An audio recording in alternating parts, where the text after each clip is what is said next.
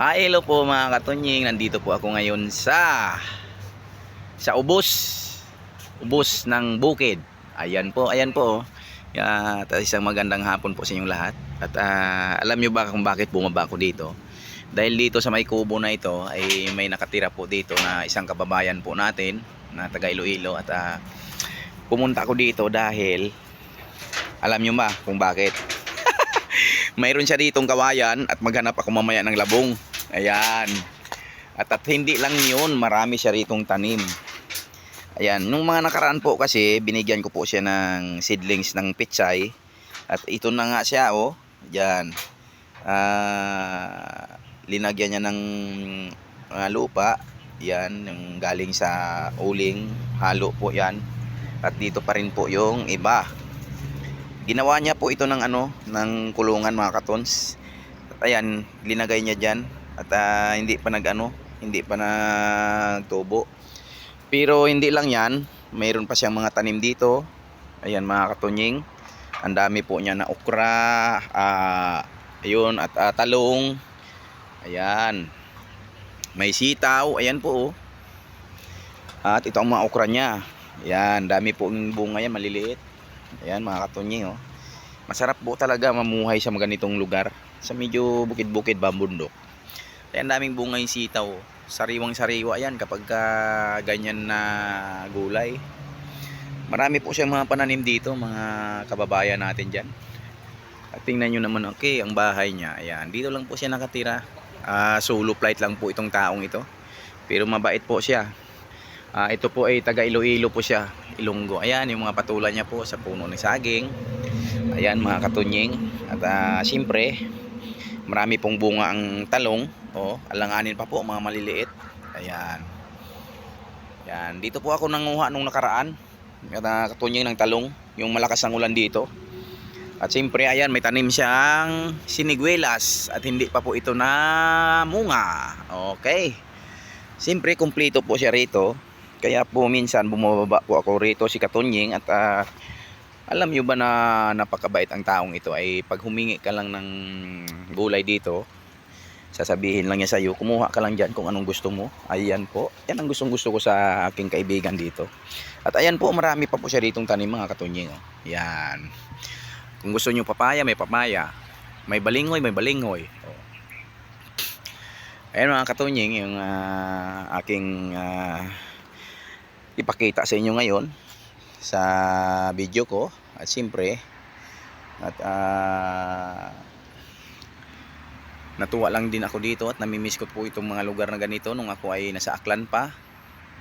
Nagtatanim po rin ako ng mga ganitong gulay, tatanim ng saging, yan, tanim ng kamuti. Yan, parang namimiss ko ni Katunying mga kababayan yung ganitong pamumuhay. Kaya tingnan nyo naman oh. Yan ang taba po ng malunggay. Yan dito rin po ako nakaraan kumuha ng malunggay. At tingnan nyo yung kanyang bagong tanim na kamuti mga katons. Ayan oh. Bagong tanim yan. At saka yung papaya niya, ayun maraming bunga. Yan. Tsaka masarap dito nga ay ayan. Siguro ay hingi ako ng talbos ng balinghoy. At gustong ko magagulay. Gataan ko lang po ito. Gata ko sa yung gatang kwan. Patuyo. Ayan. Tuyo sa gata. Ayan po mga Katunying oh. Sarap dito oh. Sarap mamuhay ng ganito. Long. Long. Long. Long. Long. Kuha ako ng talbos ng balinghoy. At siyempre pag nakakita ko dito mamaya ng kawayan. Ayan. May kubo pa din. May kubo din po dito mga katuns. Yan. Sulo-sulo lang dito yung nakatira. Ayun nga po, nakakita nga po ako ng talbos ng kawayan. At siyempre unahin ko muna itong kukunin mga Katunying. Yan po talbos. talbos ng balinghoy o ano yan ang parang maliliit ay maliliit mga katons, maliit oh, ayan oh, yan tambo, yan pa isa, maliit siya, alanganin. At siyempre siguro kunin ko lang yung ano, kukuha lang ako ng dahon ng balinghoy. Pinamimiss ko na yung magulay ng dahon balinghoy mga katons. Ayan po oh. Yan, manguha po ako ng dahon ng balinghoy. Diyan lang kayo mga katons at siyempre manguha tayo ng talbos ng balinghoy. Ako ay dala agad ng plastic. May plastic agad nadala si Katony. Tayo na ang dahon ng balinghoy mga katons. Ito may dalang plastic oh. Yan.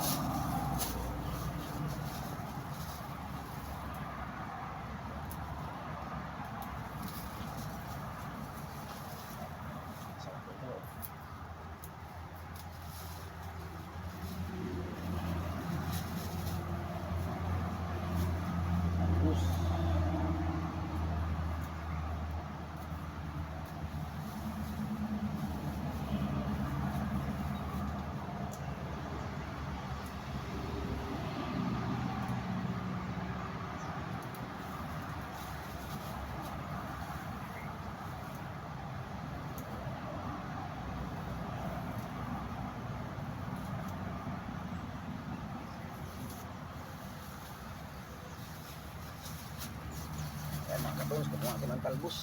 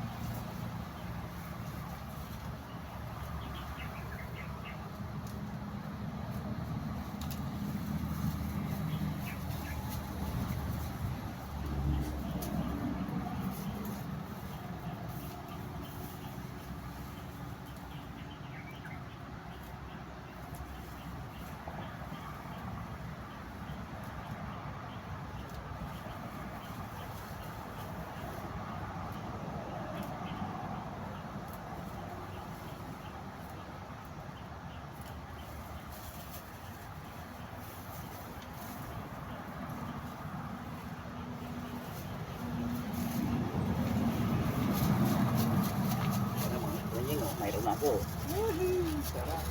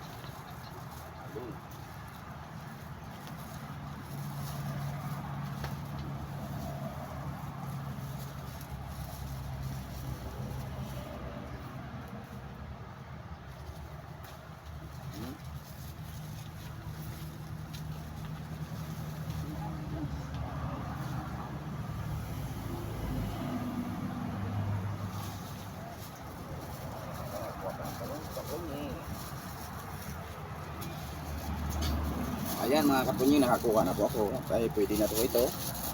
Ayan, siyempre, maraming salamat po sa inyo. At